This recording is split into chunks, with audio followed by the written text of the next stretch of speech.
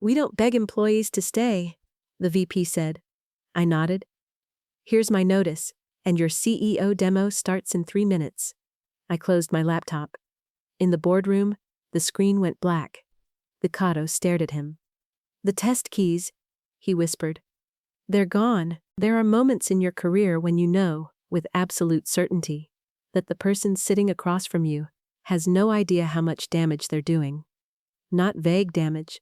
Not morale is down damage. I mean the kind of damage that has a timestamp, an audit trail, and a room full of executives waiting to discover it in real time. For me, that moment came at 9:57 on a Tuesday morning. 3 minutes before the biggest product demonstration our company had ever attempted. Our VP of Product, Derek Sloan, sat across from me in conference room C, with one ankle resting on his knee, looking pleased with himself. Derek always looked pleased with himself. He was 42, wore shirts that somehow looked ironed while still on his body, and had mastered that special corporate expression where every insult sounded like leadership coaching. He slid my performance plan across the table. Not a normal performance plan, a fabricated one. 30 days. Failure to demonstrate ownership. Resistance to organizational change. Poor cross-functional partnership, and my personal favorite, creation of unnecessary technical dependencies. I stared at that sentence for a second longer than the others. Derek noticed.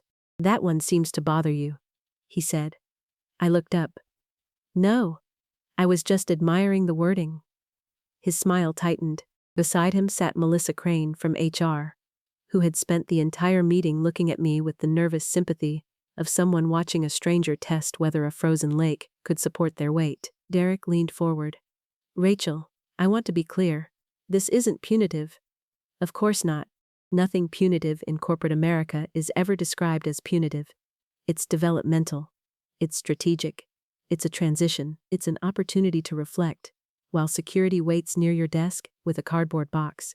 I said, you're putting me on a 30-day performance plan, 48 hours after I raised a security concern about the demo environment. Melissa's eyes dropped. Derek didn't blink. You raised concerns in a way that created friction. I sent an email, an unnecessarily alarmist email. It said the customer data simulator wasn't approved for the new authentication layer. You copied the CTO. Yes. And compliance? Yes. And legal? Yes. He spread his hands. Exactly. I almost laughed. Instead, I picked up the performance plan.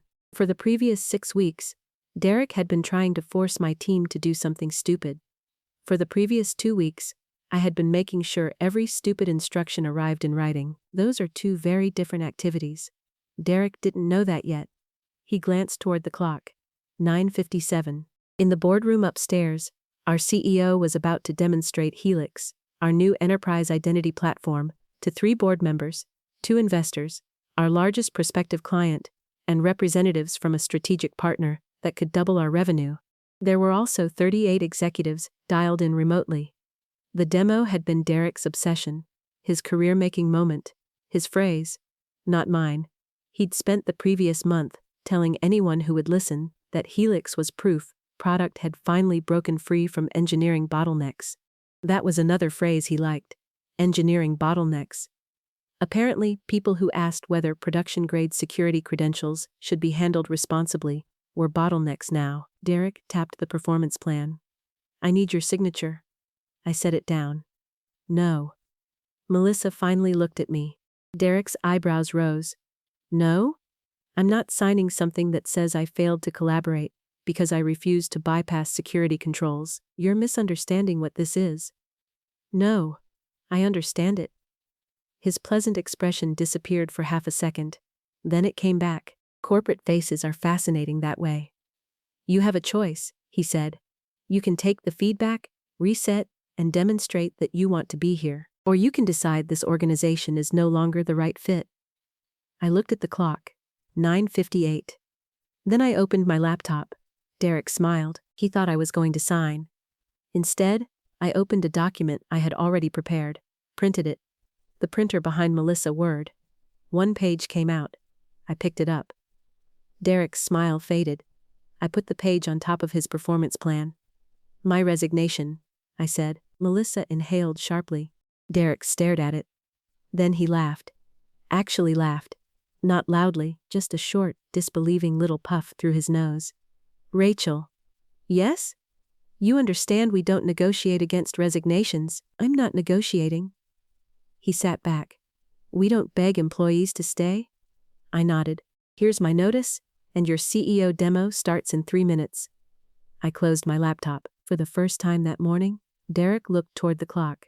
9:59. Then his phone buzzed. He ignored it. Mine buzzed too.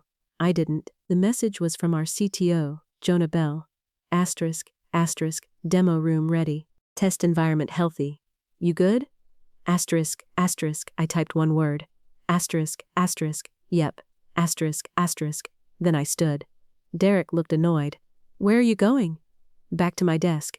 You're still employed for 2 weeks. Correct. I expect professionalism. I smiled. So do I. That was the thing he never understood. I was being professional, painfully professional, for months. And that was exactly why he was about to have a very bad morning. Nana tampoendo mond. Dopant. I had worked at North Star Systems for 7 years, in startup time. That basically made me archaeological evidence. When I joined, we had 43 employees, 1 office, 3 enterprise clients, and a coffee machine that made a noise like farm equipment. By the time Derek arrived, we had 900 employees across 4 countries, and revenue just north of $300 million. I had gone from senior back-end engineer to principal platform architect. That title sounds glamorous until you realize most of the job involves being called at 2 a.m. because somebody decided a database migration looked low risk. My specialty was authentication infrastructure. The boring, invisible stuff. Keys, tokens, permissions, certificate rotation, identity boundaries. The things nobody cared about until they stopped working. Then suddenly everybody cared very much. Helix had started as my design 3 years earlier. Not mine in the legal sense. The company owned it. I wasn't one of those people who thought every line of code I touched belonged to me spiritually. But I designed the core architecture. I wrote the first internal proposal. I led the threat model. I built the prototype with 2 engineers and a contractor named Luis, who could find race conditions by staring at code long enough. The project nearly died twice. Then, one of our largest clients tested it. Their response changed everything. Suddenly Helix was the future. That was when executives became interested, and when executives become interested in something technical, there is always a short period where everyone congratulates the people who built it. Then, someone with a cleaner haircut gets assigned to operationalize the vision. That person was Derek. He arrived 14 months before the demo. He came from a consumer software company where he had run growth products. He had no enterprise security background. This did not concern him. Derek considered subject matter knowledge a personality flaw. His favorite phrase was, "Let's not let expertise become territoriality." He said it whenever an expert told him something he didn't want to hear. At first I tried to like him. I really did. He was charming, energetic, good in meetings. He remembered spouses' names, and somehow knew which investors liked cycling. He also made decisions at the speed of someone who assumed other people would absorb the consequences. Our first disagreement happened during his 2nd month. He wanted product managers to have direct access to our staging credentials, so they could self-serve demos. I said no. He asked why. I explained that staging connected to several controlled enterprise sandboxes, and that credentials were issued by role. He leaned back in his chair and said, "So we've built a system where product needs engineering's permission to show product." I said, "We built a system where credentials aren't shared in Slack." He smiled. "See? That tone right there? That became a pattern." I would say something factual. Derek would turn it into an attitude problem. The first few times, I assumed it was friction, different working styles. Then he hired Evan. Evan Pierce was 29, charismatic, ambitious, and professionally allergic to details. His LinkedIn profile used the word builder 11 times. Derek brought him in as director of product innovation. Nobody knew what that meant. Not even Evan. Within 3 months, however, Evan was suddenly presenting architecture slides about Helix to senior leadership. Architecture slides my team had created. The first time it happened, I was sitting in the 2nd row of our quarterly technology review. Evan clicked to a diagram I recognized immediately. I recognized it because I had drawn it at 1:13 in the morning, 6 months earlier, after our previous version caused authentication loops under load. Same colors, same arrows, same tiny typo in the bottom corner where I had written authorization boundary and forgotten the H. Evan pointed to it. What my team realized, he said, was that we needed to isolate tenant trust at the token exchange layer. I looked at Jonah, our CTO. He looked at me, then back at Evan. After the meeting, Jonah found me in the hallway. Was that your diagram? Depends? On what? Apparently, whether we're using the corporate definition of my. He sighed. You want me to deal with it? No, that surprised him. I could tell. But I already understood something Jonah didn't. If Evan was willing to steal credit in front of the CTO, it meant Derek had told him he was safe. The interesting question wasn't whether they'd steal more. It was what they'd eventually claim ownership of, without understanding. I didn't have to wait long. 4 months before the demo, Derek announced Project Lighthouse. Lighthouse was not a project. It was a deadline wearing a project name. The board wanted Helix positioned for a strategic partnership with Titan Financial, a global payments company. Titan had regulatory requirements that made our normal sales process look like ordering lunch. Security reviews, data residency controls, penetration testing, access certifications, environment isolation, the works. Derek promised a live executive demo by August. Jonah said we could do it safely by October. Derek said October showed insufficient urgency. I said nothing. Not because I agreed. Because by then I had learned to wait until he finished promising things. It made the emails cleaner. The day after the August deadline was announced, Derek scheduled a meeting called *** Lighthouse, remove technical blockers, ***. There were 12 people in it: engineering, product, security, sales, compliance. Evan opened with a slide that said, *** bias toward yes, ***. I knew how the meeting would go from there. The key issue was the demo environment. Helix used short-lived cryptographic test credentials that let approved internal accounts simulate customer identities. Those keys were deliberately controlled.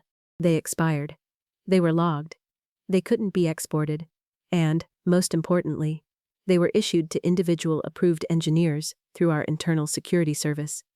That meant when someone ran a demo, the system knew who had invoked which test identity and when. Derek hated this, not philosophically, practically. He wanted product to run executive demos without engineering present. He said it made us look dependent.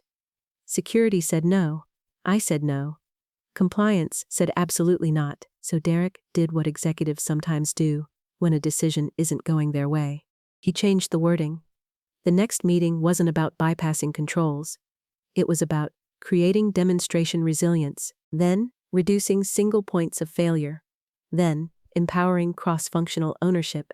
Eventually, Evan proposed a solution: a shared set of persistent demo keys, one credential, stored in the demo system, available to product, no engineer needed. I stared at him. That defeats the entire control model. Evan smiled like we were discussing logo colors. It's test data. The keys aren't test data. They only access the sandbox. They authenticate privilege simulator functions. Derek cut in. Rachel, we've covered this. No, you've renamed it 3 times. The room went quiet. Jonah rubbed his forehead. Derek's smile changed. Can you solve the business problem or not? Yes. Great. With individual temporary credentials. No, then you don't want the secure solution, you want the convenient solution. He leaned back. There's that tone again. I looked around the table. Security wouldn't meet my eyes. Compliance looked exhausted. Jonah finally said, We're not using persistent shared keys. Derek nodded slowly. Fine. The meeting ended. I should have known that fine meant absolutely nothing. Daughter is into Padawan. 2 weeks later, I found the first sign. An access request. Evan had requested permission to generate non-expiring test credentials. The security team denied it automatically. He requested again. Denied. Then someone from Derek's organization created a ticket asking platform operations to expose the credential generation endpoint to the product demo service. That was denied too. Then the ticket stopped. For 6 days, nothing happened. That bothered me more. One Wednesday evening, I was reviewing authentication logs when I saw an unusual pattern. A demo account had invoked the simulator under a service identity. Not a person. That shouldn't have been possible. I traced the identity. The service account belonged to a legacy prototype we had retired 8 months earlier. I opened the repository. Someone had re-enabled it. Commit author, Evan Pierce. Approved by Derek Sloan. My coffee stopped halfway to my mouth. The old prototype contained a fallback credential mechanism we had built before the new security service existed. It wasn't dangerous by itself because the credential source had been disabled. But if someone restored the old environment variables, I checked. They had. I sent one email to Derek, Evan, Jonah, security, compliance, and legal. Subject, ***, immediate action required, Lighthouse demo credential path, ***. The email was 6 paragraphs, no accusations, no emotion. I explained that an unauthorized authentication path had been reactivated. I included the repository commit, the access logs, the denied requests, the current environment configuration, and one recommendation. Disable the legacy path immediately and return the demo environment to individually issued temporary test credentials. Derek replied 9 minutes later. Not to everyone. Just me. ***. This could have been handled without escalation. ***. I stared at the sentence, then forwarded it to my personal documentation folder. Not a personal email address. I wasn't stealing company records. I kept a company-owned folder where I stored HR-relevant communications, approvals, decisions, and security notes. Everything properly retained. Everything searchable. That folder eventually became very important. The following morning, Derek called me into his office. "You embarrassed Evan. Yadi me on the way along my men coming." He was solving a problem. He was bypassing a control. Again, language. I sat there. He walked around his desk. "Do you understand why people find you difficult? Usually they tell me." He ignored that. "You default to escalation." "No, I default to records." "That is exactly what I'm talking about." "No, Derek. Escalation is when I surprise someone. I emailed you twice before I copied security." He stopped. That annoyed him. Because it was true. I had emailed him twice. The first time he responded that his team was exploring options. The second time he didn't respond. He folded his arms. "Evan tells me you've been blocking his team repeatedly." "I've denied requests that violate access policy." "There's always a policy with you. That's generally what access policies are for." He stared at me, then smiled. "You know, Rachel, talented people sometimes confuse being important with being irreplaceable." There it was. I remember that sentence clearly. Not because it hurt, because it clarified something. Derek wasn't trying to solve a technical disagreement anymore. He was trying to establish dominance. Corporate power games become much easier once you stop assuming everyone is still discussing the stated issue. I stood. "Anything else?" He smiled wider. "No." I walked back to my desk. Then I opened a new document. The title was **** Lighthouse Decision Timeline. **** Date. Request. Risk communicated. Response. Owner. Evidence link. I didn't know exactly what I would need it for. I just knew I would need it. Amadinten. Vendramamol denbom. Amanoamain under mew. Amadindend. When he send, Amandoma nothing door. Not technically. Politically. He stopped giving me direct instructions that could look bad. Instead, Evan started showing up in meetings I used to own. My team's architecture review was moved to product. My name disappeared from executive updates. A release planning document listed Evan as Helix program lead. Then my access changed. I didn't lose engineering access. That would have been too obvious. Instead, I stopped being invited to Lighthouse planning sessions. One by one, the executive demo rehearsal. Gone.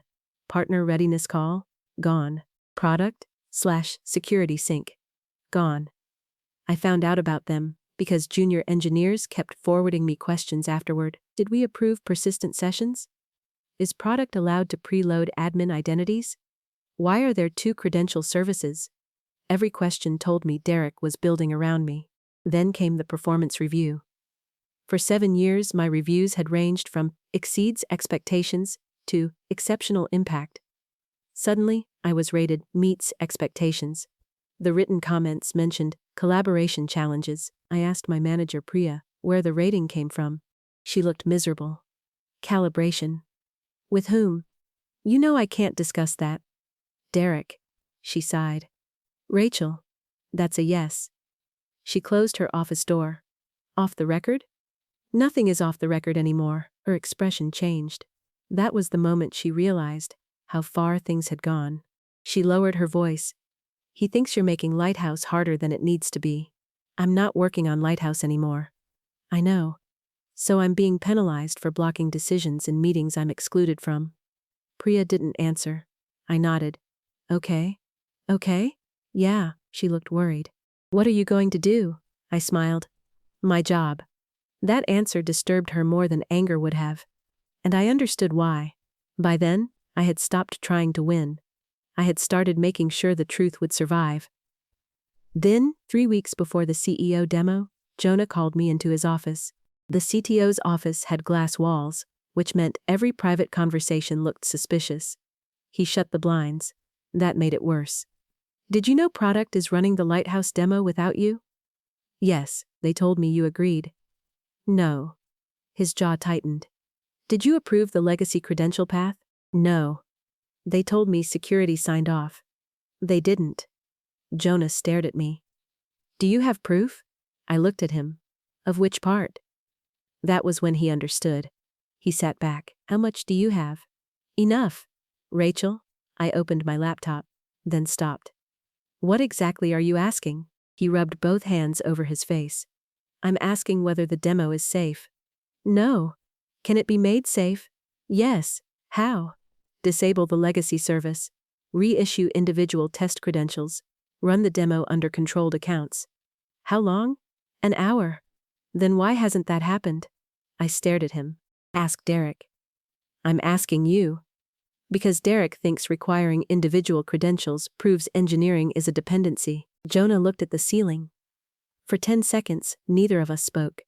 Then he said, do it. I didn't move. Put that in writing. His eyes came back to me. You're serious? Very. He sent the email before I left. Rachel is authorized to restore Lighthouse demo authentication to the approved temporary credential model. Product will coordinate with platform. Asterisk, asterisk, I saved it. Then I started the work. 30 minutes later, Derek called. What are you doing? Restoring approved authentication. Who authorized that? Jonah. This is my demo environment. No. It's a company environment. Stop the change. No. There was silence. Then, very softly, he said, be careful. I almost smiled. Put that in writing too. He hung up. 5 minutes later, Evan reverted my configuration change. 10 minutes after that, he removed my deployment permission from the Lighthouse demo environment. That was the mistake. Not because I needed the permission, because permissions changes were logged, and because the engineer who removed my access did so under a ticket that contained one line. Asterisk, asterisk, per Derek. Prevent further platform interference before executive demo. Radsend, I screenshotted the ticket into the decision timeline. Then I messaged Jonah. Asterisk, asterisk, my access was removed after your directive. Asterisk, asterisk, he replied. I'm handling it. Asterisk, asterisk, he wasn't. I don't mean that cruelly. Jonah was a good CTO. Brilliant engineer, decent person, but he was dealing with acquisition rumors, investor pressure, 2 major hiring gaps, and a board that had suddenly decided Helix needed to become 50% of our next year growth story. Derek understood that. He also understood something more dangerous. Jonah hated internal political conflict. Derek loved it. So Derek kept moving fast enough that Jonah was always resolving the previous problem while Derek created the next one. Then, 11 days before the demo, something strange happened. The legacy credential service disappeared. Not disabled, not corrected, deleted. The repository was archived, configuration files removed, deployment history scrubbed from the normal dashboard. At first, I thought Jonah had finally stepped in. He hadn't. Then I thought security had. They hadn't either. I checked the infrastructure audit logs. The service had been duplicated into a new private product project. Same code, different name. Lighthouse Accelerator. Asterisk, asterisk, I laughed out loud. Luis, who sat 2 desks away, looked over. What? Nothing. That didn't sound like nothing. I turned my monitor toward him. He read the project name. Oh. Yeah. That's impressively stupid. Please don't say that in writing. He looked at me. Are we at that stage? We passed that stage last Tuesday. The new service was accessible only to product leadership and 2 demo engineers. I could still see its infrastructure metadata because principal architects had organization-level audit access. Derek apparently didn't know that. Inside the metadata was the clue that explained what he had done. The service was configured to request test keys through my team's credential broker.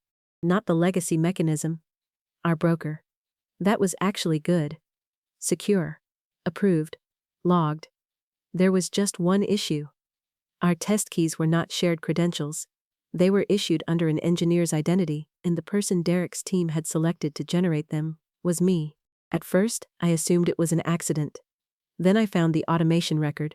2 months earlier, during an early Lighthouse prototype, I had authorized a temporary automation job that minted demo credentials under my service role. The job expired after 14 days. The role remained. They had copied it.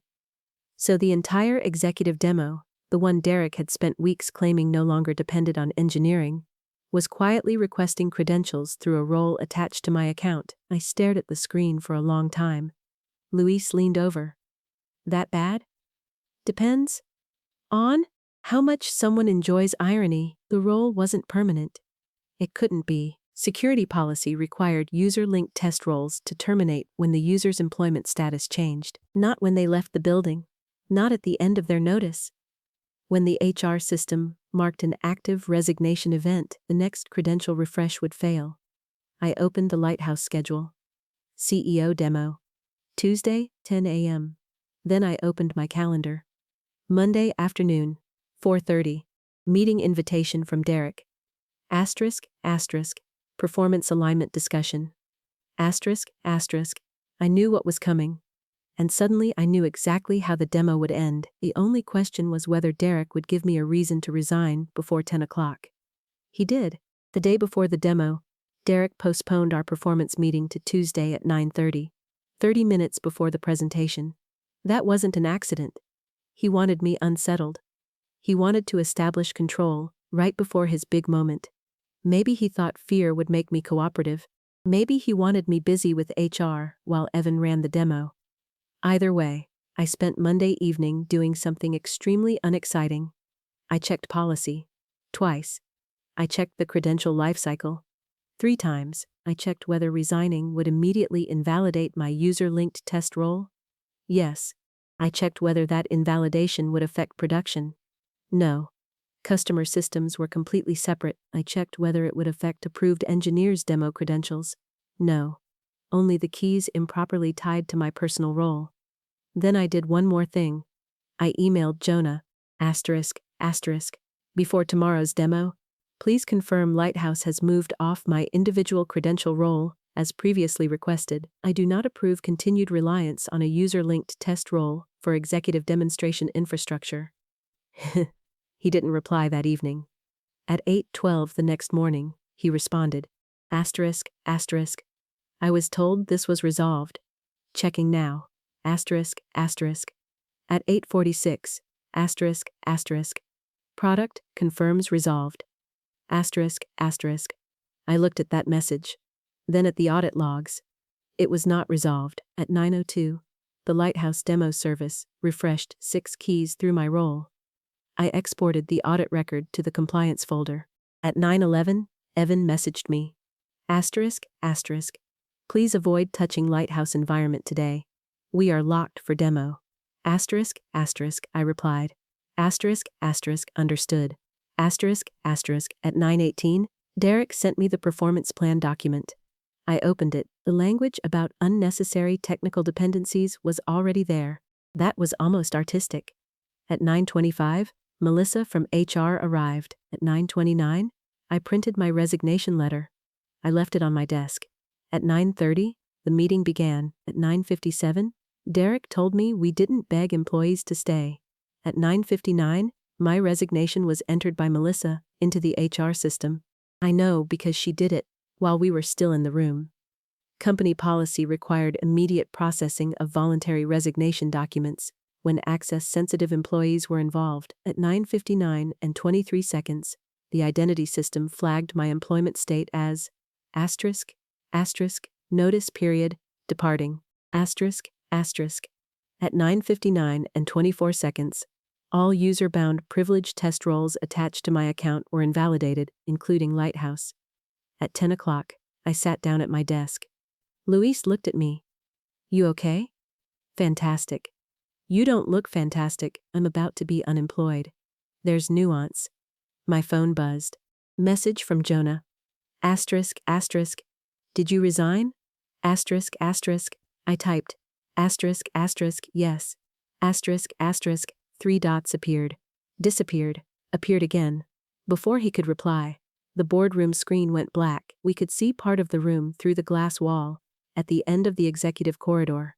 The big 75-inch screen had been displaying the Helix login page. Now it showed a dark terminal window. Evan was standing near the podium. Derek sat beside our CEO, Miranda Chen. Jonah was at the far end of the table. The CEO said something. Evan typed. Nothing happened. He typed again. The screen flashed. Asterisk, asterisk, authorization failure. Signing credential unavailable. Asterisk, asterisk. Luis slowly rolled his chair backward until he could see the glass corridor. Oh, he whispered. I opened my email. The first automated alert arrived. Asterisk, asterisk, Lighthouse accelerator, credential refresh failed. Asterisk, asterisk, then another. Then another. Inside the boardroom, people started moving. Evan bent over the laptop. Derek stood. Jonah crossed the room. I couldn't hear everything through the glass. Then the boardroom door opened. One of the demo engineers ran out. He saw me. Stopped. Rachel. I looked up. What happened to the test keys? I resigned. His face went pale. What? They were bound to my user role. No, they weren't. I turned my monitor toward him. Audit log. Role ID. Service request. Timestamp. His mouth opened. Nothing came out. Then Jonah appeared in the doorway behind him. He looked from me to the screen, then back toward the boardroom. The test keys, he said quietly. They're gone. Yes. Why? Because they were using my individual security role after I told everyone not to. Behind him, Derek appeared. His face was red. Not embarrassed red. Furious red. What did you do? I looked at him. Resigned. Restore the credentials. I can't. You can. No. My privileged role was automatically invalidated. Then reactivate it. I don't have permission. You built the system. That's why I don't have permission. Jonah closed his eyes. That was the moment he understood the full shape of the problem. Derek didn't. Not yet. He pointed at me. You intentionally sabotaged a board demo. Melissa had followed him out of the conference room. She froze. I leaned back. No, you knew this would happen. Yes. That shocked him. Good. I continued. I knew my resignation would terminate user-linked test roles. That is documented policy. You timed this. You scheduled my disciplinary meeting 30 minutes before the demo. He opened his mouth. I wasn't finished. And I warned you 11 days ago that Lighthouse was still using my credential role. I opened the email, then Jonah's confirmation, then the 902 audit record. Derek's eyes flicked across the screen. I said, I also asked for confirmation last night that product had removed the dependency. Jonah's face changed. Slowly. He turned toward Derek. You told me it was resolved. Derek didn't answer. Jonah's voice sharpened. You told me this morning it was resolved. Evan told me, don't. That one word changed the air. Inside the boardroom, the CEO had come to the door. Miranda Chen was small, calm, and terrifying when she stopped smiling. What is happening? Nobody spoke. Then Derek did exactly what people like Derek always do when the room changes. He blamed the nearest technical person. Rachel disabled critical demo infrastructure immediately after receiving performance feedback. Miranda looked at me. Did you? No. Derek laughed once. Come on. I turned my screen toward Miranda. I resigned. The identity system automatically removed my user-bound privileged roles. The Lighthouse demo was using one of those roles, despite repeated warnings that it should not. Miranda looked at Jonah.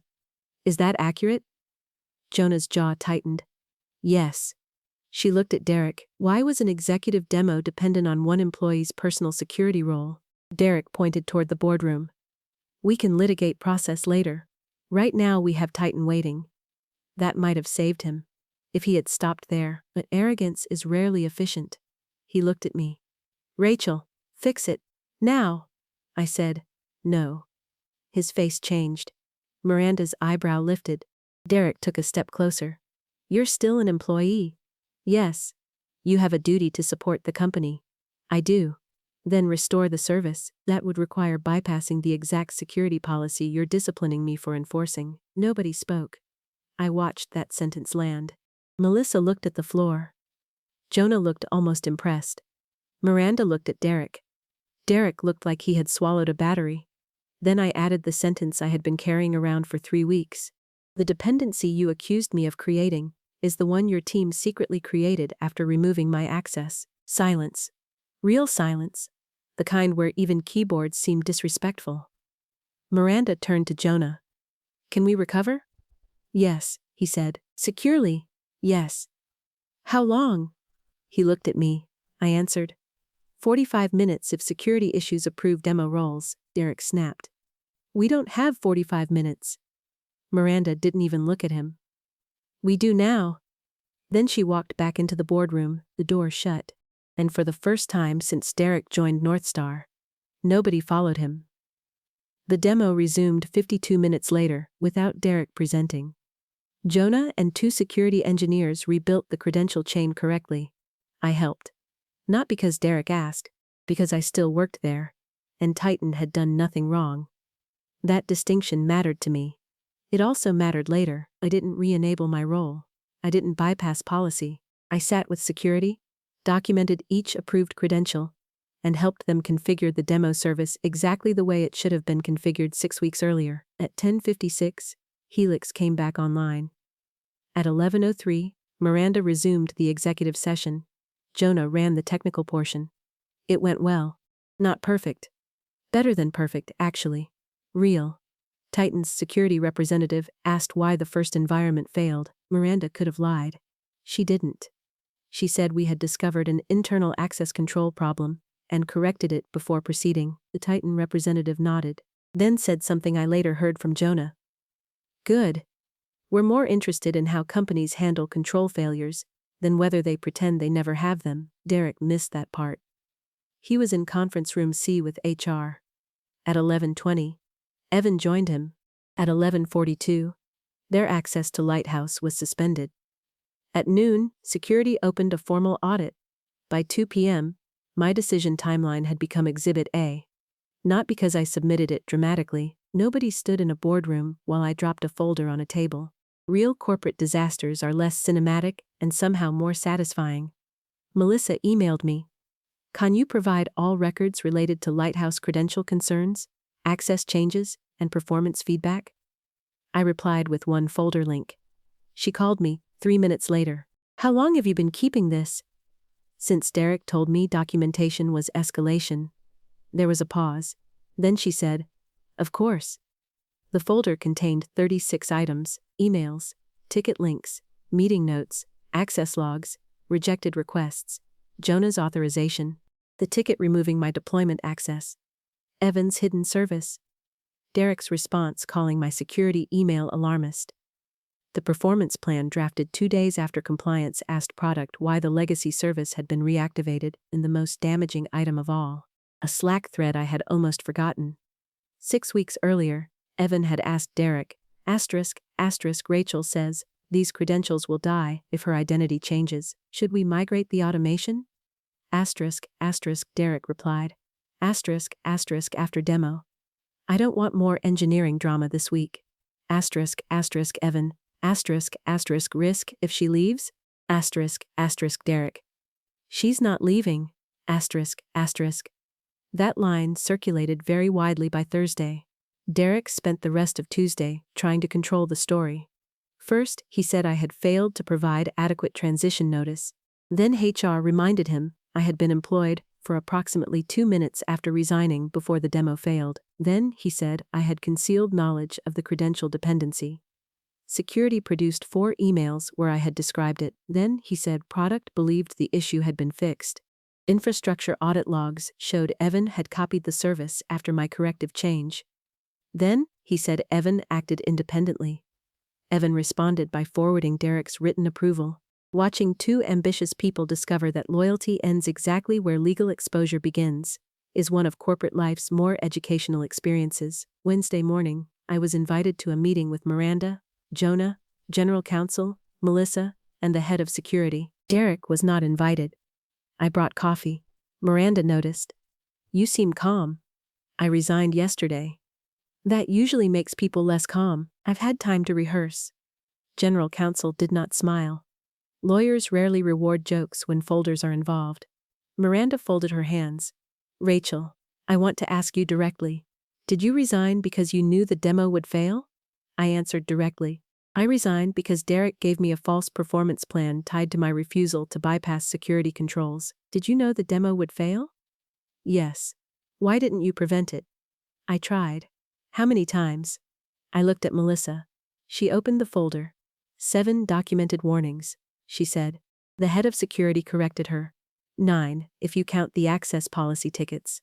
Miranda looked at Jonah. He looked exhausted. I confirmed with Derek yesterday morning that the dependency was resolved. And it wasn't. No. Why? Jonah hesitated. Because I trusted his answer. Miranda nodded slowly, then looked at me again. Why didn't you come to me? That question bothered me. I set my coffee down. Because there were a CTO, a VP, security, compliance, legal, and HR between me and the CEO. No one moved, I continued. If the only way a company can enforce its own access policy is for a principal engineer to personally escalate every disagreement to the CEO, then the access policy isn't real. General Counsel wrote something down. Miranda didn't. She just watched me. Then she asked, what would you do differently? I thought about it. Nothing on the technical side? That surprised them. I would probably resign earlier. Jonah laughed, one short sound, then covered it with a cough. Miranda almost smiled. Almost. The meeting lasted 90 minutes. At the end, Melissa asked whether I intended to work my 2-week notice. I said yes. Miranda said, please do. Then, after a pause, and Rachel? I stopped at the door. I'm sorry. I looked at her. For the demo? For the company making you prove the same thing 9 times. That one landed harder than I expected. I nodded. Thank you. Then I went back to my desk. By Thursday, Derek was officially on administrative leave. Evan lasted until Friday. The internal message said they were reviewing process deviations related to Lighthouse program governance. That is corporate language for, the lawyers have found the Slack messages. No one told me much during the investigation. They didn't need to. People talk, especially when executives stop appearing on Slack. I learned that Derek had told HR my performance plan was part of a broader talent reset. There was no broader talent reset. I learned he had described my documentation habits as adversarial behavior. Legal loved that phrase. I learned Evan had duplicated the demo service, specifically because Derek didn't want Jonah to see that the legacy path was still being used. And I learned something else. Something that explained why Derek had been pushing so hard. The board had been discussing a chief product officer role.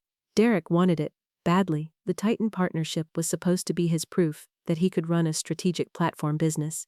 Helix was his showcase. My resistance wasn't just annoying him. In his mind, I was standing between him and the title.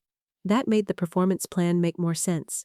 He wasn't trying to improve my performance. He was creating paperwork. If Helix succeeded, I was the difficult engineer who needed to be managed. If Helix failed, he had 30 days of documented concerns ready to establish that engineering had been the problem. He had prepared both narratives. He just hadn't prepared for logs. There's something deeply comforting about logs. People misremember, people spin. People suddenly discover context. Logs are emotionally unavailable. At 9:02, the service requested a credential. At 9:59, my role was invalidated. At 10 o'clock, the refresh failed. No politics, no leadership philosophy, just timestamps. The following Monday, Derek's employment ended. I heard the official reason from Miranda herself: policy violations, misrepresentation to executive leadership, retaliatory management behavior, unauthorized circumvention of security controls. Evan was terminated the same day. His role disappeared from the org chart before lunch. The Lighthouse project was moved under Joint Engineering and Security Governance. My performance plan was formally withdrawn. Not revised. Withdrawn. HR sent me a letter stating that the document should never have been issued and would not remain in my personnel file. Melissa delivered it personally. She stood beside my desk, holding the envelope. I owe you an apology. You weren't the one who wrote it. I was in the room. I looked at her. She looked genuinely ashamed. So I didn't make it worse. I took the envelope. Then next time you're in the room, say something. She nodded. That's fair. It was the closest thing to closure HR usually provides, without 3 attorneys present. My last day was supposed to be the following Tuesday. Friday afternoon, Miranda asked me to come upstairs. No HR, no lawyers, just her and Jonah. That made me more nervous than the investigation. There was a folder on the table. I sat. Miranda pushed it toward me. I understand you have another offer. I looked at Jonah. He raised both hands. Not me. I had gotten an offer from a security startup 6 weeks earlier. I hadn't accepted it. I had quietly started interviewing after Derek removed me from the Helix executive review. Not because I knew exactly what would happen, because I knew enough. Yes, I said. Are you taking it? I haven't decided. What would make you stay? I laughed. Miranda didn't. You said the company doesn't beg employees to stay? That was Derek. Fair. She opened the folder. Inside was a new role: Vice President of Platform Integrity. I stared at the title. That sounds fake, Jonah laughed. Miranda smiled. The title is negotiable. What does it actually do? Jonah answered. Platform architecture, security governance, and technical escalation authority across product programs. I looked at him. So people can't move security controls into secret product projects because they find me irritating. Among other things. And who does it report to? Me. I looked at Miranda. Why? She answered without corporate poetry. Because we nearly lost a strategic partnership because a VP believed process was optional when it was inconvenient. Then she added, and because several people knew he was doing it and assumed someone else would stop him. That was better. Not because it flattered me. Because it was true. I closed the folder. I don't want Derek's job. You're not getting Derek's job. Good. You'd be getting the job that should have existed before Derek tried to do what he did. I looked at the offer again. It was a substantial raise. Equity. Executive title. Hiring authority, in one sentence in the role definition that made me read it twice. Asterisk authority to halt executive demonstrations, customer pilots, or launches when documented platform controls are not satisfied. No. I looked at Jonah. You put this in? He smiled. I'm learning. I sat there for a moment. Then I said, I have conditions. Miranda leaned back. I assumed. No retaliation language tied to technical escalation. Done. Security gets independent reporting access to audit committee. Jonah looked at Miranda. She nodded. Reasonable. Principal engineers get documented escalation paths that don't depend on management approval. Done. And I don't own executive demos. Jonah laughed. Absolutely not. I picked up the offer. I'll think about it. Miranda blinked. Apparently, she expected a dramatic acceptance. I had ruined enough executive moments that week. I accepted Monday. Not because Northstar suddenly became a perfect company. Companies don't become perfect, they become slightly less stupid when the cost of being stupid becomes visible. That was enough for me. The Titan partnership moved forward. 6 months later, Helix became our fastest-growing enterprise product. The first slide in every Helix architecture deck now included a small line at the bottom. Asterisk, credential isolation and individual attribution are mandatory platform controls. No exceptions, No bias toward yes. No demonstration resilience. Just controls. Derek disappeared from my professional life. Mostly, about 8 months after he left, I saw a post from him online. He had joined an advisory firm. His announcement said he was helping high-growth companies navigate transformation, accountability, and resilient leadership. I stared at that for 5 seconds, then sent it to Luis. He replied immediately. Asterisk, asterisk. Should we warn them about shared credentials?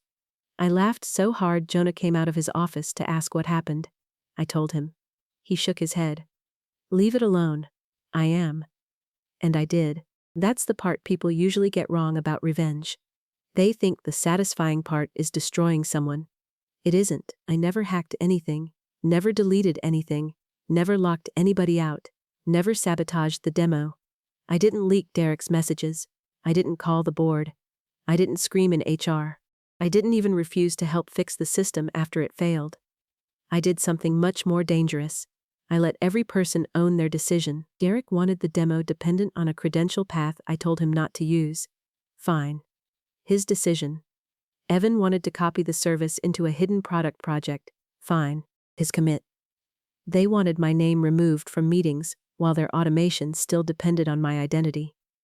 Fine. Their architecture. Derek wanted to hand me a performance plan 30 minutes before the biggest demo of his career, and tell me talented people weren't irreplaceable. Fine. He was right. I wasn't irreplaceable. My credentials were. For about 52 minutes. After that, security replaced them properly, which was exactly what I had been asking them to do for 6 weeks. My favorite moment happened almost a year later. We were preparing another board demonstration. Different product. Different leadership team. A young product manager named Sophie was walking through the readiness checklist. She reached the security section. Demo credentials? The engineer beside her said. Temporary roles issued this morning, bound to individuals? Yes. Expiration? 6 hours. Backup operators? 2. She checked the box. Then looked at me. Anything else? I shook my head. Looks good. She hesitated.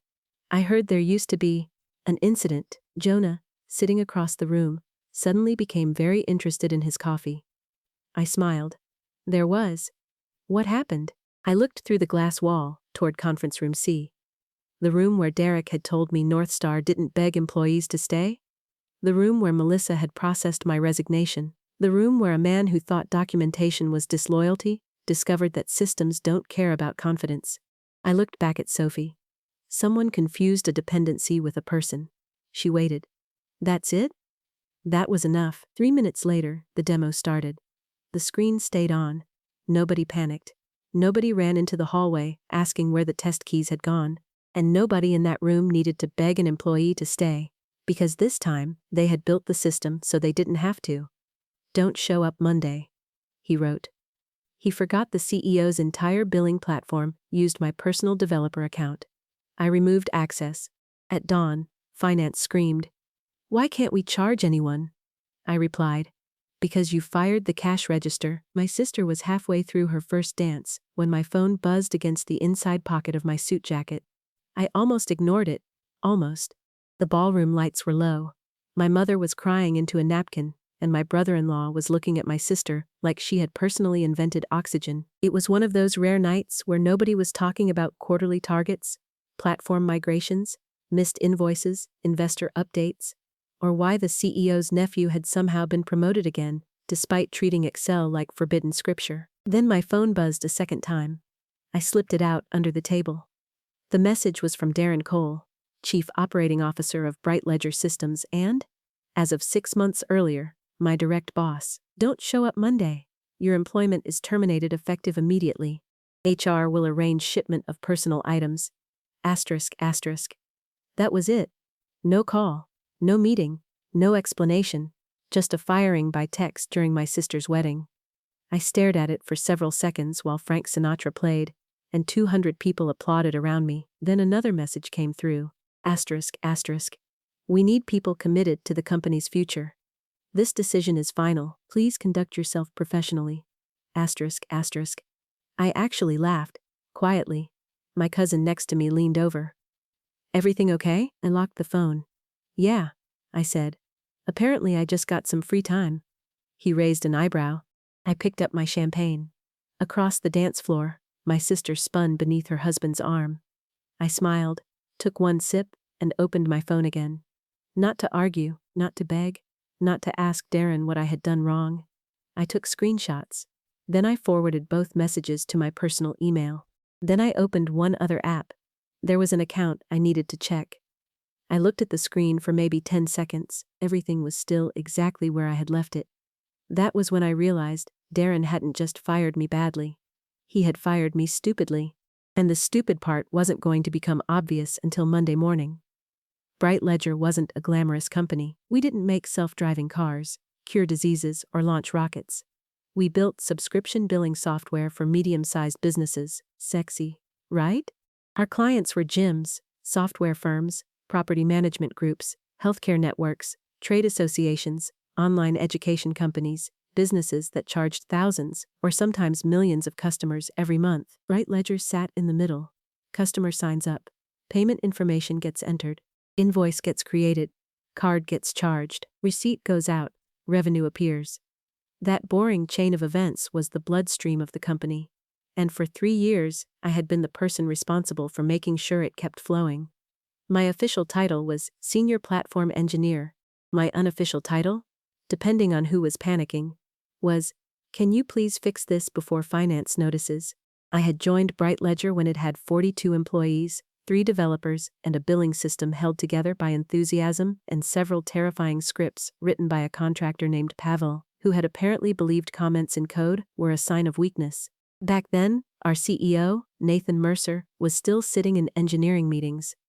Nathan was one of those founders who had been technical enough 15 years ago to be dangerous, but self-aware enough to eventually stop touching production.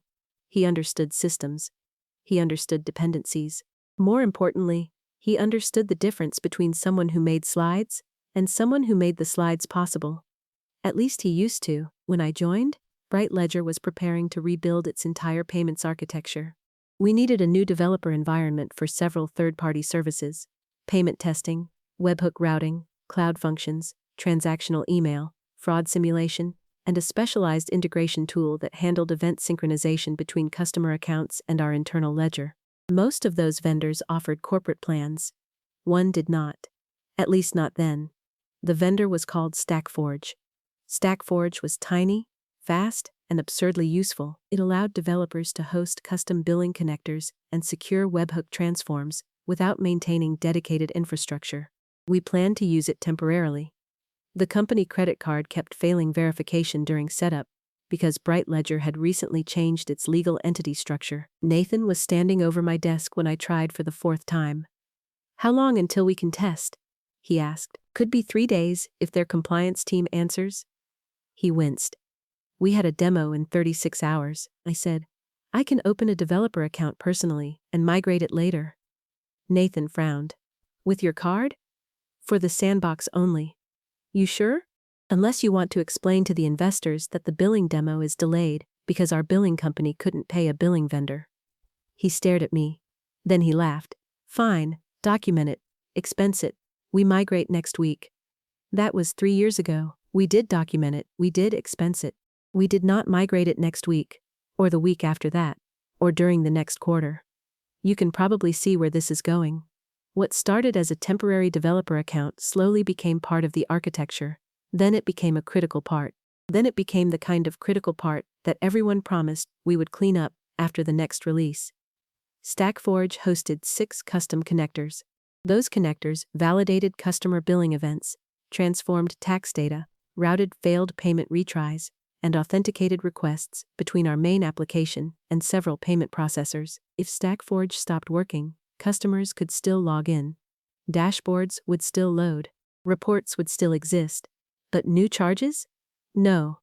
Subscription renewals? No. Invoice collection? No. Refund synchronization? Also no. The building would look perfectly normal while the cash register quietly died. For years, I brought up the account ownership issue. Repeatedly. I put it in architecture reviews. I put it in security audits. I put it in migration plans. I put it in quarterly risk summaries. Every time, somebody decided there was something more urgent. Nathan knew. Our former CTO knew. Finance knew because they reimbursed the monthly fee. Security knew because I had filed 2 separate exceptions. Legal knew because the vendor terms were attached to an internal memo. Everybody knew. Then the company grew, and when companies grow fast enough, they develop a strange disease. They start forgetting why things work. The original CTO retired. Nathan stopped attending technical meetings. We hired vice presidents who used words like transformation while asking whether a database was basically like a large spreadsheet, and then Darren arrived. Darren Cole had spent 12 years moving through large corporations with the smooth confidence of a man who had never personally fixed anything after 5 p.m. His LinkedIn profile described him as a scale architect. His actual talent was reorganizing teams until nobody remembered who had caused the original problem. The board hired him after Brightledger missed its annual growth target. Nathan introduced him at an all-hands. Darren is here to help us mature operationally. Darren stepped onto the stage in a navy suit with no tie and gave us the smile of a man arriving at a hotel he planned to complain about. The next phase, he said, requires accountability. I remember looking at my coworker Maya. She whispered, "That sounds expensive." She was right. Within a month, Darren created 3 new layers of management. Within 2 months, he hired 2 former colleagues. Within 3 months, half the engineering team had been reorganized. My new manager was Trevor Lane. Trevor had previously led digital optimization strategy at a logistics company. Nobody knew what that meant. Trevor did not code. Trevor did not understand our platform. Trevor did, however, enjoy saying things like, "Let's zoom out," when he had no answer. Our first one-on-one lasted 19 minutes. He spent 16 of them explaining leadership. Then he looked at my performance history. "You've been here a while. 6 years. That can create attachment." "To what?" "Legacy thinking." I nodded slowly. "Like charging customers?" He blinked. I smiled. That was probably the moment he decided I was difficult. Things deteriorated from there. My team maintained the billing core. We were 5 engineers, 1 QA lead, and a systems analyst. Between us, we supported nearly 70% of Brightledger's revenue-generating transactions. Darren, however, had become obsessed with a new initiative called Horizon. Horizon was supposed to modernize customer monetization. Nobody could explain what that sentence meant. Eventually, we discovered it meant rebuilding our dashboard in a newer framework, because Darren disliked how the current one looked during board meetings. He transferred 2 of my engineers to Horizon. I objected. Trevor leaned back in his chair. "We need flexibility." "We have flexibility," I said. "What we don't have is enough people to cover billing support." "You're being territorial." "No, I'm being mathematical." He stared at me. I stared back. That afternoon, my calendar invitation to the weekly leadership engineering meeting disappeared. No explanation. The following week, Darren presented a slide saying the billing platform had suffered from years of fragmented ownership. I was sitting in the 3rd row. Behind him was a diagram I had created. My name had been removed. In its place was a small Brightledger logo. Darren clicked to the next slide. "Our new operating model will eliminate single points of failure." I nearly admired the irony. After the meeting, I approached him. "That architecture diagram came from my risk review." He smiled. "Yes, good material. You removed my attribution. It's company work, that's not really the point." His smile tightened. "Evan, senior people don't worry about credit." That was another Darren specialty. Whenever he took your work, caring about recognition was immature. Whenever he did anything, visibility was leadership. I said, "Senior people usually know where the diagrams came from." He leaned closer. "You're very good technically, but I worry you don't understand how you're perceived." There it was. Not performance, perception. The corporate knife you can't grab because technically nobody is holding it. "Good to know," I said. From then on, I documented everything. Not because I was planning revenge. At that point, I still believed professionalism would matter. That belief lasted another 6 weeks. Trevor began assigning my team deadlines we had never agreed to. Then he blamed us when they slipped. I started replying to every schedule email with specific capacity numbers. Asterisk, asterisk. With current staffing, estimated completion is October 18th. Meeting September 30th requires restoration of 2 engineering roles or removal of fraud retry work. Please confirm priority. Asterisk, asterisk. Trevor hated those emails. He preferred ambiguity, because ambiguity could later be converted into blame. He once called me. "Can you stop putting everything in writing?" I leaned back in my chair. "Which part?" "The back and forth. It creates a record that looks adversarial." "A record of what?" He paused. "Our discussions." "Right?" Another pause. "Could you just be more collaborative?" "I am collaborating. I'm giving you the capacity numbers." He hung up irritated. I saved the call notes. Then came the performance review. For 5 years, I had been rated exceeds expectations. That year, Trevor rated me needs improvement. The justification said I had demonstrated resistance to strategic evolution, no missed projects, no outages, no customer complaints, no code quality issues, just resistance to strategic evolution. I asked for examples. Trevor folded his hands. "It's more of a pattern." "Give me one instance." "You challenge leadership direction in group settings, when the direction affects production." "You see? That?" I almost smiled. "That is your example?" He sighed. "Evan, you don't seem coachable." I knew then. They were building a file, so I built one too. Every status report, every warning, every scope change, every staffing decision, every approval, every risk memo, every ticket showing what my team had prevented. And buried inside that folder was an older document from 3 years earlier. Asterisk, asterisk, infrastructure exception. StackForge developer account ownership. Asterisk, asterisk, approved by Nathan Mercer. Approved by legal. Approved by finance. Approved by security. The final line read, asterisk, asterisk, temporary personal ownership authorized pending corporate account migration. Platform dependency must be removed or transferred before account holder separation. I had written that sentence myself. Apparently I had been more optimistic about corporate memory back then.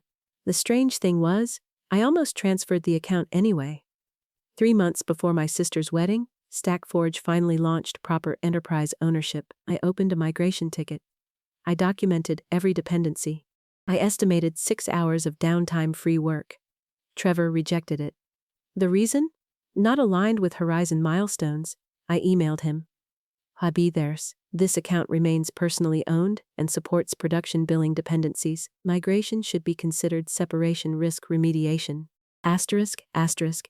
He replied 12 minutes later. "We are not prioritizing theoretical risks over committed roadmap items. Please focus on Horizon support." Asterisk, asterisk. I printed that one, not because I expected to need it, but because Trevor had given me the kind of sentence that tends to age badly. Then Horizon began failing. Not technically. Politically. The redesigned dashboard was late. Customers hated the beta, sales refused to demo it. Nathan got nervous. Darren needed someone to blame. That someone became me. At an executive review, Darren told the room the delays were caused partly by legacy platform dependencies controlled by resistant technical owners. I wasn't invited to the meeting. Maya was. She called me afterward. "He basically said, 'You're blocking modernization.'" I was standing in the parking garage. "Did he use my name?" "Not directly. So yes." She exhaled. "Evan, something weird is happening." "What?" "Darren asked security for a list of your production permissions. That got my attention." "When?" "Yesterday." I leaned against my car. "Anything else?" "Trevor asked me if you've ever threatened to quit." I looked across the garage. Concrete pillars, fluorescent lights, a shopping cart somebody had somehow abandoned beside a Tesla. "No," I said.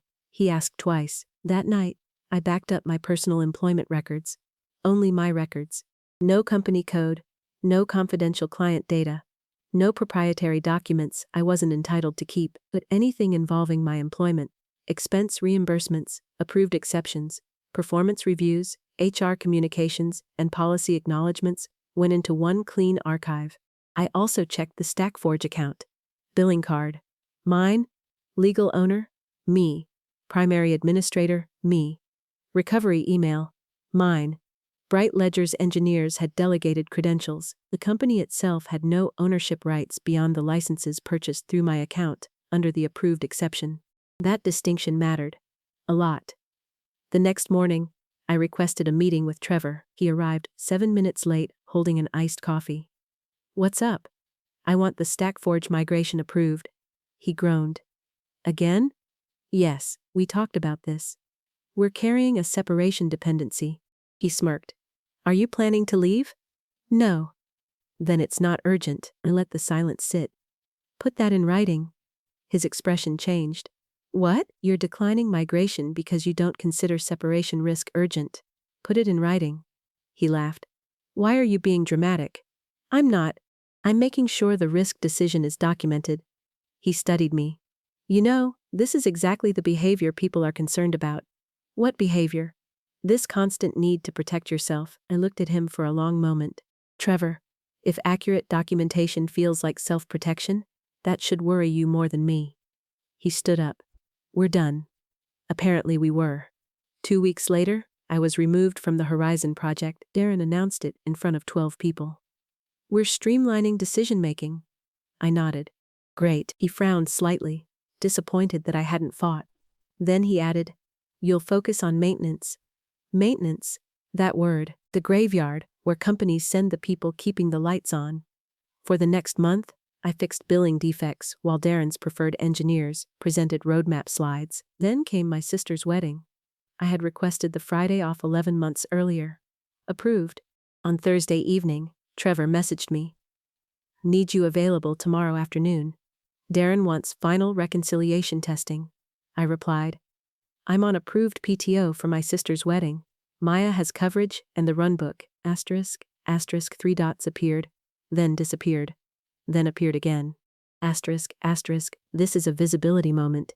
Asterisk, asterisk, I read that twice. Asterisk, asterisk, my sister is getting married once. I'll be unavailable. Asterisk, asterisk, he replied with a thumbs up. The next morning, while I was getting dressed, Darren emailed the entire engineering leadership team.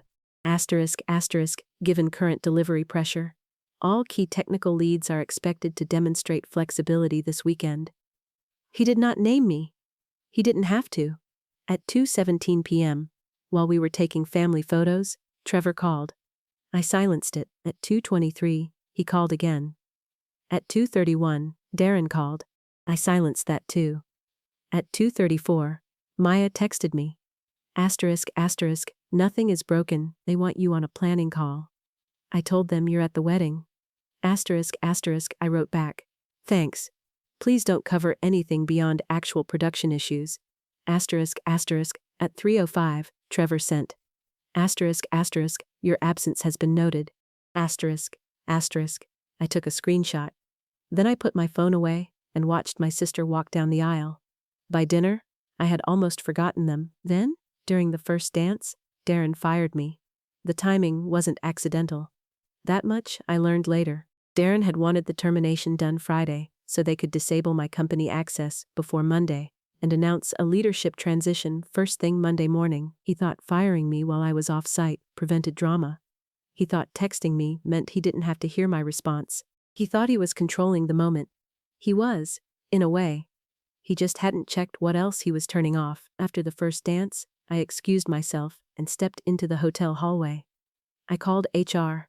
No answer. I called Trevor. No answer. Then I called Darren. Straight to voicemail. So I sent one message. Asterisk, asterisk. Please confirm termination is effective immediately, not Monday. Asterisk, asterisk. He replied less than a minute later. Asterisk, asterisk. Effective immediately. Do not access company systems going forward. Asterisk, asterisk. Perfect. I screenshotted that too. Then I sent. Asterisk, asterisk, understood.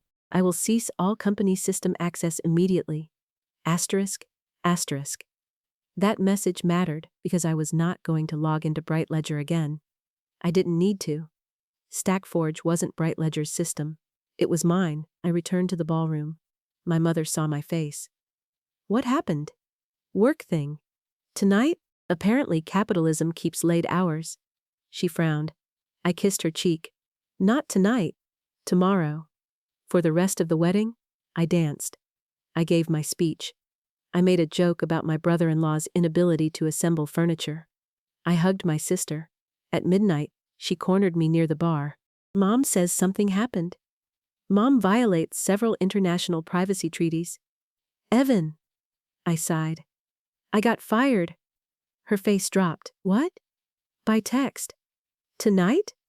Technically during your first dance. Her mouth fell open. Then she said, very softly, I will kill him. I laughed. Please don't. The paperwork would ruin your honeymoon. She grabbed my arm. Are you okay? I thought about it.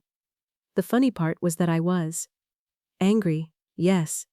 Humiliated, absolutely. But beneath that was something colder. For months, I had watched Darren and Trevor create a version of reality where I was the obstacle. Now they had committed to that version. All I had to do was stop correcting it. I'll be fine, I said at 12:41 a.m., back in my hotel room. I opened StackForge. I checked the account terms. I checked the approved internal exceptions saved in my records. I checked Darren's message again.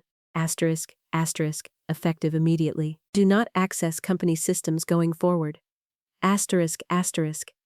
Then I opened the authorization page. Bright Ledger had 11 active service credentials connected through my developer account. I revoked the organizational access grant. Not the data, not the code, not the account history. I didn't delete anything. I didn't sabotage anything. I simply removed Bright Ledger's permission to use my personal account after Bright Ledger had terminated me and ordered me not to access its systems. A warning appeared. Asterisk, asterisk. Revoking organization access may interrupt dependent services. Continue? Asterisk, asterisk. I clicked Klundend Maband. A second warning appeared. Asterisk, asterisk. Are you sure? Asterisk, asterisk. I stared at it. Oh, I'm sure. Click. The credentials expired. The delegated service tokens became invalid. The production connectors stopped accepting Bright Ledger requests. Then I logged out. For the first time in 6 years, nobody at Bright Ledger could reach me through Slack. Nobody could assign me a ticket. Nobody could add me to a war room. Nobody could write quick question and then ruin 3 hours of my life. I plugged my phone into the charger and went to sleep. At 4:52 a.m., it started vibrating. I ignored it. At 5:03, again. 5:07, 5:09, 5:11. By 5:20, I had 14 missed calls. Most were from numbers I knew. Maya, finance, security, Trevor, an executive assistant, then Nathan, the CEO. I sat up in bed. My hotel room was still dark. My sister and her new husband were probably asleep 2 floors above me. I made coffee. Then I checked my personal email. 37 messages. The first one that caught my attention came from Alicia Grant, VP of Finance. Urgent, billing failure. Please contact us immediately. Asterisk, asterisk, another. Asterisk, asterisk. We cannot process subscription renewals. Payment events are failing authentication. Asterisk, asterisk. Then Trevor. Asterisk, asterisk. Call me now. Asterisk, asterisk. Then Darren. Asterisk, asterisk. Your cooperation is required regarding a critical company incident. Interesting choice of words. Required. I poured coffee. At 5:38, Alicia called again. This time, I answered. She didn't say hello. Why can't we charge anyone? Her voice sounded like she was running. Good morning, Alicia. Evan, this is serious. I assumed. StackForge is rejecting every production request. Yes. Silence. Then, quieter. Why? Because I removed Bright Ledger's access. Another silence. Longer. You what? My employment was terminated effective immediately. Darren instructed me not to access company systems. StackForge is my personal developer account. I revoked Bright Ledger's authorization. Alicia inhaled sharply. You can't do that. I can. Evan, we have nearly $2 million in renewals scheduled this weekend. I know. Then turn it back on. No. Her voice became thin. Why not? Because I no longer work for Bright Ledger. This is not funny. I'm not laughing. Someone in the background said something. Then I heard Darren. Put him on speaker. Alicia hesitated. Too late. Darren's voice exploded through the phone. Evan, restore access immediately. Good morning, Darren. This is intentional interference with company operations. No. This is separation. You are holding company infrastructure hostage. The account belongs to me. The company pays for it. The company reimbursed usage under an approved personal account exception. I don't care what the old process was. That seems to be the problem. I heard movement, then Nathan's voice. Evan? That changed the room. Nathan sounded tired, not angry, yet. Morning, Nathan. Can you explain exactly what happened? Yes, Darren cut in. No. What happened is he retaliated after termination. I said, Nathan, do you want the short version or the documented version? Another pause. The documented version. I took a sip of coffee. 3 years ago, you approved temporary use of my personal StackForge developer account because corporate onboarding failed before the investor demo. Silence. Then Nathan said, I remember. Darren did not. I continued. The account became a production dependency. I submitted multiple migration requests. Most recently, 3 months ago, Trevor rejected the work because it wasn't aligned with Horizon. Someone whispered in the background. I could imagine Alicia turning toward Trevor. I said, the approved infrastructure exception states the dependency must be transferred before separation. Nathan said nothing. Darren jumped in. That is irrelevant. You deliberately disabled access. After you fired me. You knew it would impact billing. Yes. You admit that? Of course. He almost sounded triumphant. Then I finished. I also knew BrightLedger had no authorization to continue using my personally owned account after termination. That wiped the triumph out. Nathan asked, did anyone review this before the termination? Nobody answered. I waited. Finally, Alicia said, I wasn't informed there was a personal account dependency. I said, finance approved the reimbursements. That doesn't mean I knew it was production critical. Your predecessor signed the exception. Trevor finally spoke. That was years ago. Yes. And you should have migrated it. I nearly choked on my coffee. I submitted the migration. You didn't escalate. I emailed you twice. That's not escalation. I labeled the ticket critical separation risk. Silence. I could hear somebody typing. Then Maya spoke in the background. He did. I hadn't known Maya was in the room.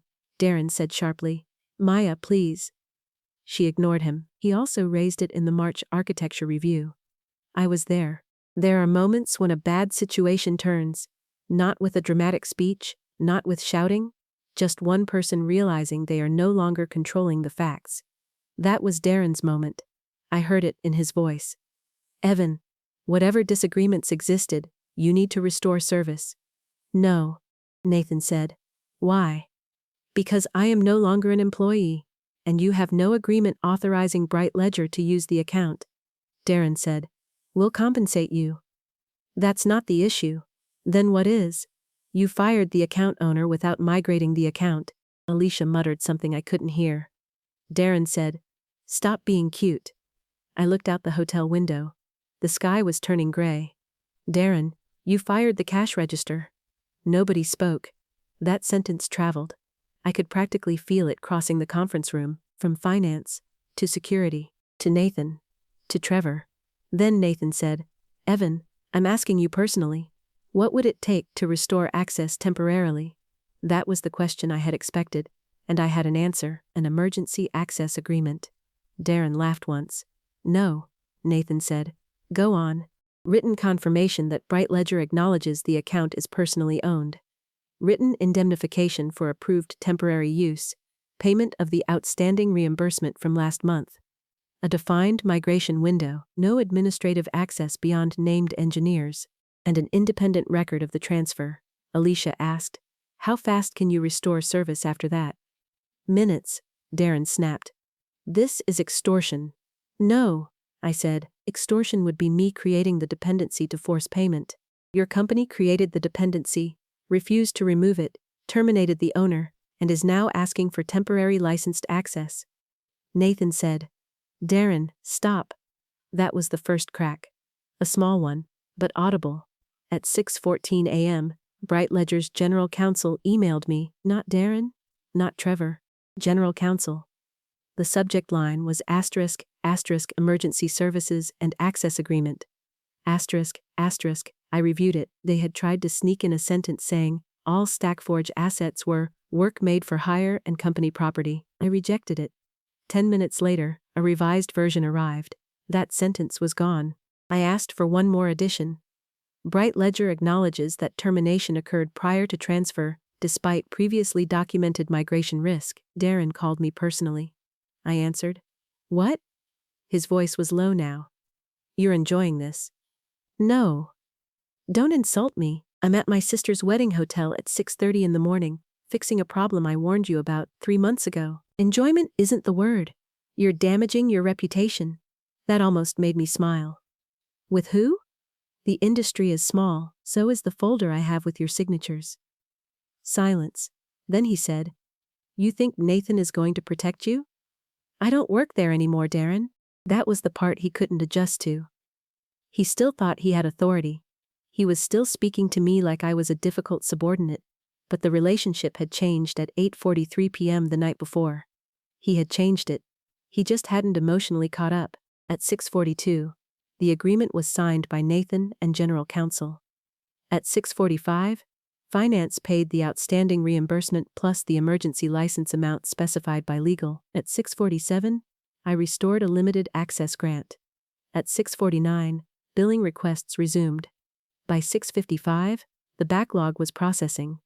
Alicia called. It's moving. Good. She sounded exhausted. Then she said, Evan? Yeah? I'm sorry. I didn't know what to do with that, so I said, Thanks. She lowered her voice. There's a board call at 8. I looked at the clock. Sounds fun. Darren is telling them you caused an intentional outage. Is he? Yes.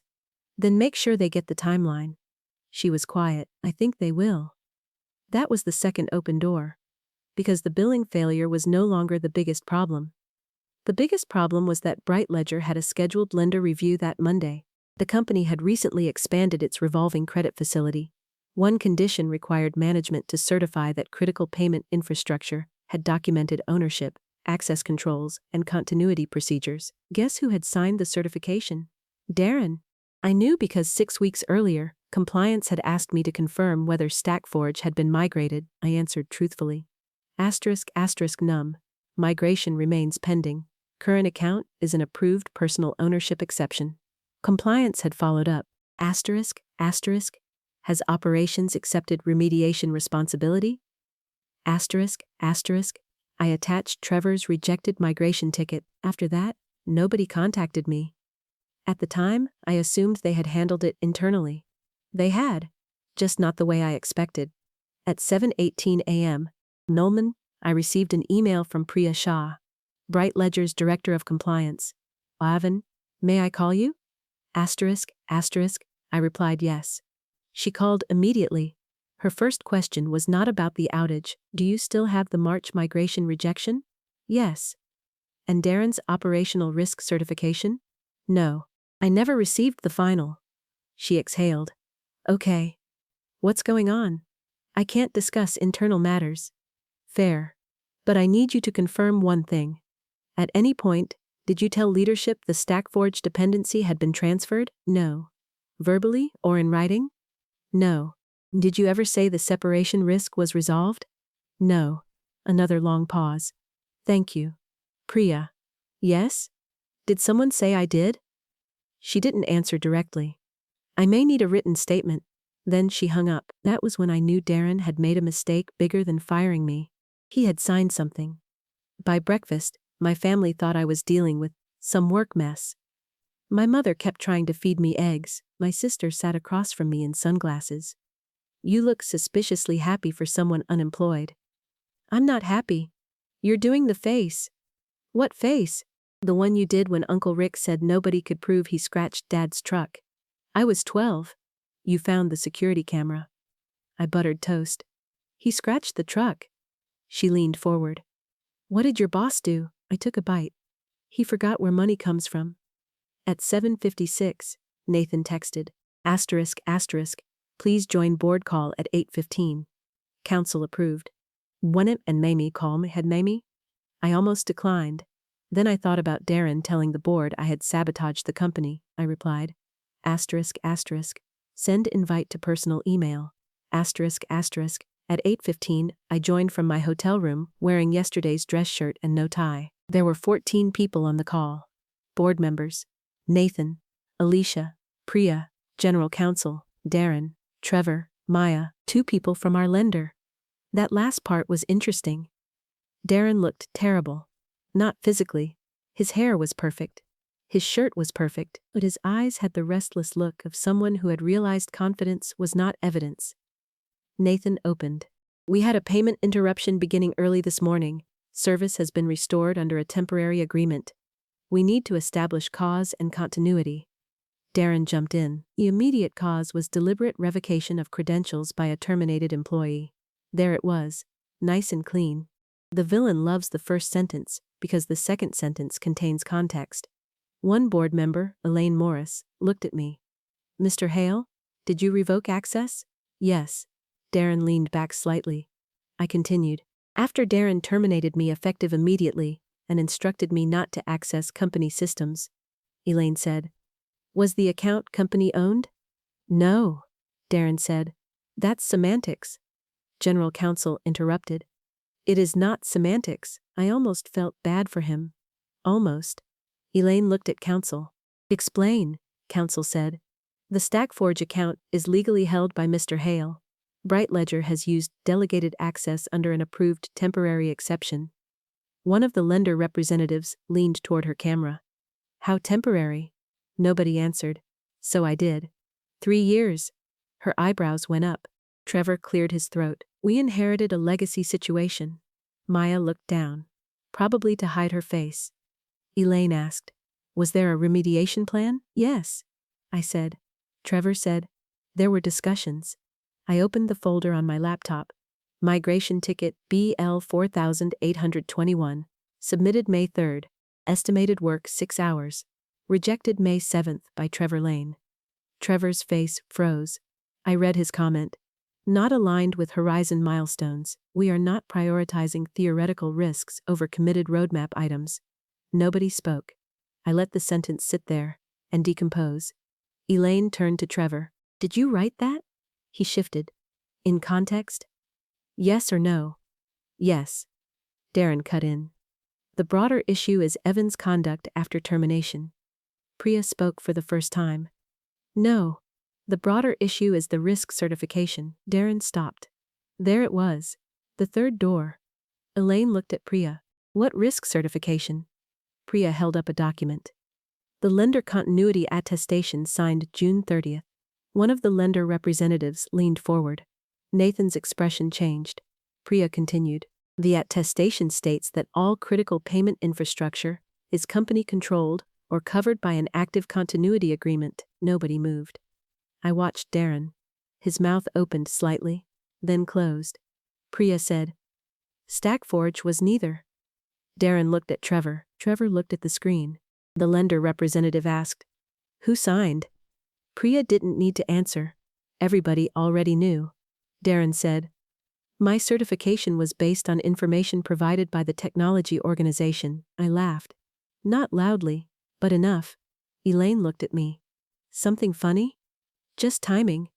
Explain. I pulled up the March review.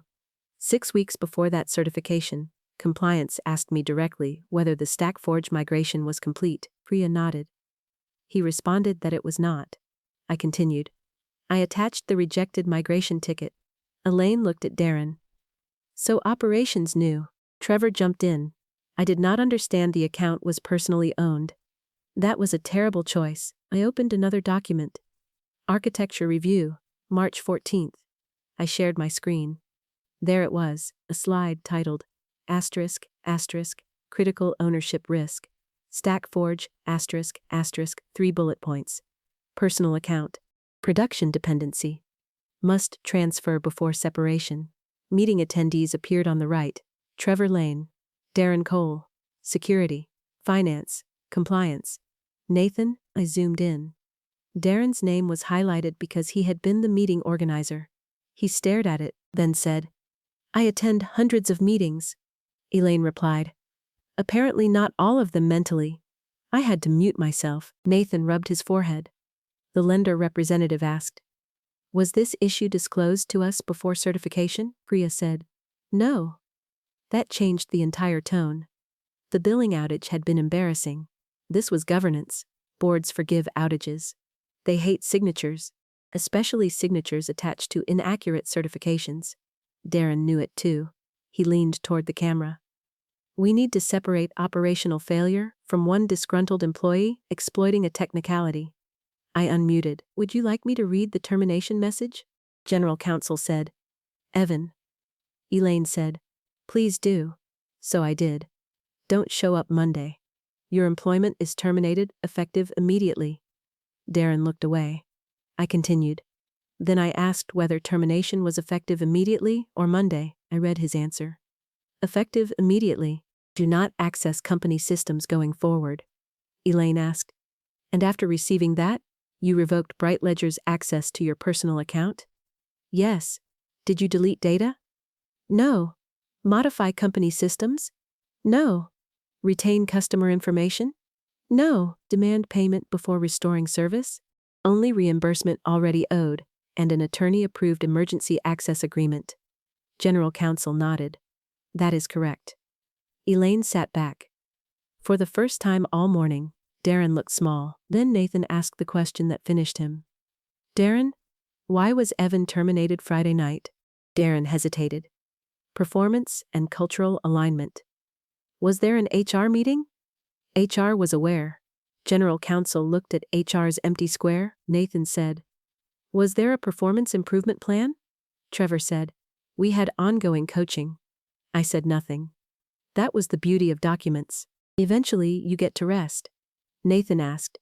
Was the StackForge migration considered before termination? Darren didn't answer. Nathan repeated it. Was the documented separation dependency considered before you terminated the account owner? Darren's jaw tightened. No. There it was. Simple. Clean. Fatal. Elaine asked. Who approved the termination? Darren said. I did. Trevor looked at him. That was the exact second their alliance ended. You could see it happen. Trevor realized Darren had just taken sole ownership. Darren realized Trevor was about to save himself. Trevor said, I was told the decision had executive approval. Darren turned. You recommended termination. I provided feedback. You said he was obstructive. I did not authorize termination. Darren laughed sharply. This is unbelievable. Maya whispered. There it is. Elaine asked. There what is? Maya looked startled. Then she decided she was done protecting anyone. The blame loop. Nathan looked at her. Explain. Maya inhaled. For months, engineering risks were raised. If delivery slipped, Darren blamed legacy teams.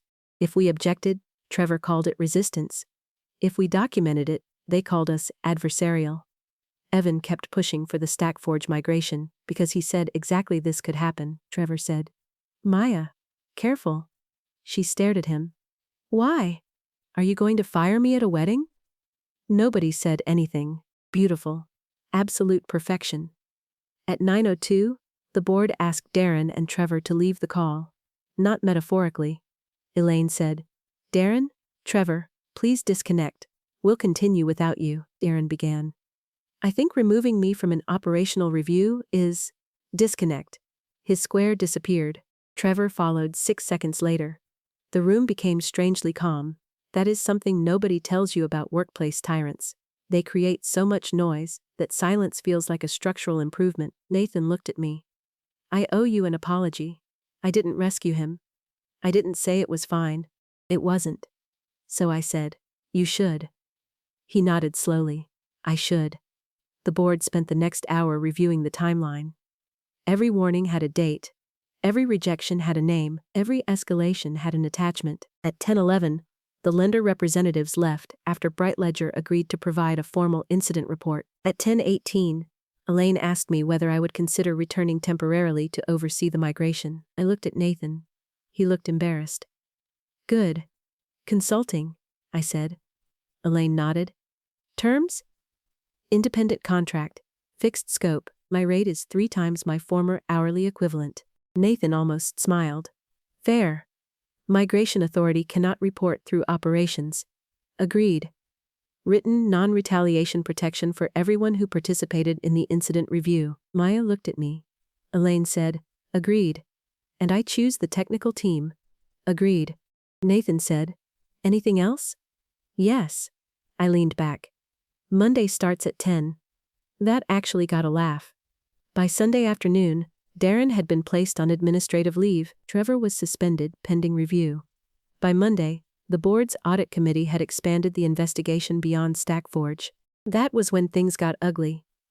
Once investigators start checking one confident executive's paperwork, they tend to become curious. Horizon's delivery reports had been altered. Risk dates had been moved. Several staffing decisions had been described to the board as engineering recommendations, even though engineering had opposed them. Darren had also represented 3 failed customer pilots as successful controlled validations. One of his former colleagues had been awarded a consulting contract without competitive review. Trevor's performance file on me contained summaries of conversations that never happened. HR had no notes supporting them. Maya had calendar records proving she had attended 2 of the supposed meetings. I had not. The funniest part was my termination itself. Darren had told the board he had completed a planned leadership transition following HR review. HR had received notice of my firing 19 minutes after I did, by text.